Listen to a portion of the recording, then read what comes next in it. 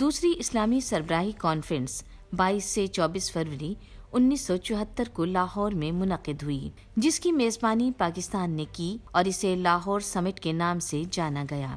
یہ ایک غیر معمولی سربراہی اجلاس تھا جو OIC کے سیکریٹری جنرل تنکو عبدالرحمن کی تجویز پر منعقد ہوا۔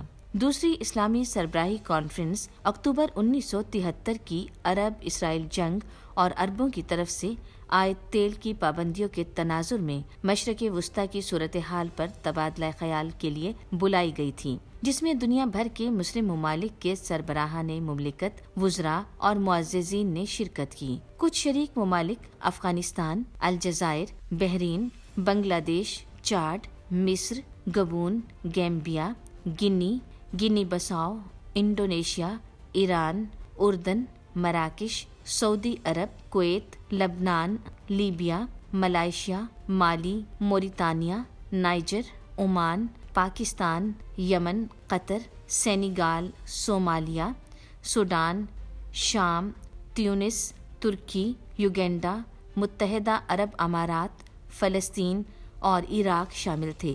لاہور کے عوام نے آنے والے وفود کا پرتپاک استقبال کیا۔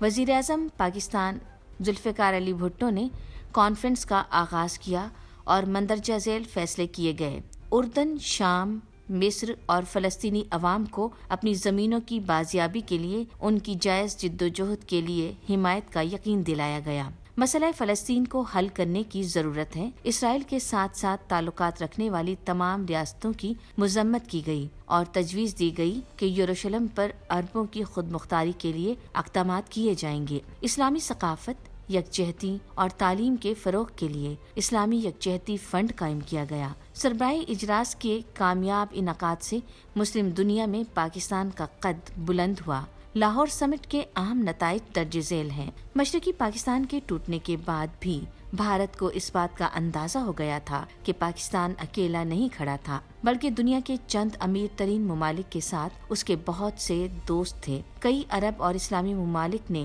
ابھی تک بنگلہ دیش کو علیحدہ ملک تسلیم نہیں کیا تھا۔ اسلامی سربراہی کانفرنس سے پیدا ہونے والے اسلامی بھائی چارے کی فضا میں پاکستانیوں نے ماضی کو بھلا کر بنگلہ دیش کو تسلیم کرنے کے ساتھ ساتھ شیخ مجیب الرحمن کو گلے لگا لیا۔ پاکستان کو تسلیم کرنے کے بعد دیگر مسلم ممالک نے بھی بنگلہ دیش کی آزاد حیثیت کو تسلیم کیا۔ اس سربراہی اجلاس کے ذریعے عالم اسلام نے یاسر عرفات کی قیادت میں فلسطین لبریشن آرگنائزیشن PLO کی حیثیت کو فلسطینی عوام کے واحد جائز نمائندے کے طور پر قبول کیا۔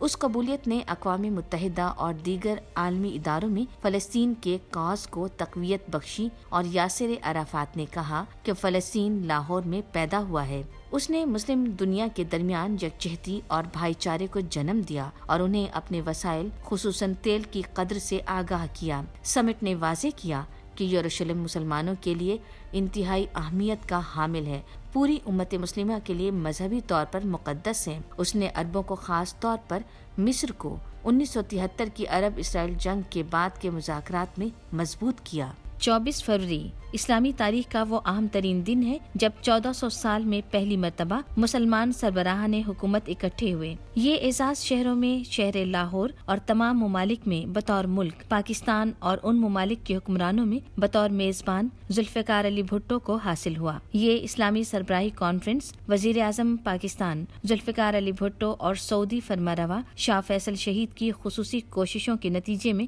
منعقد ہوئی۔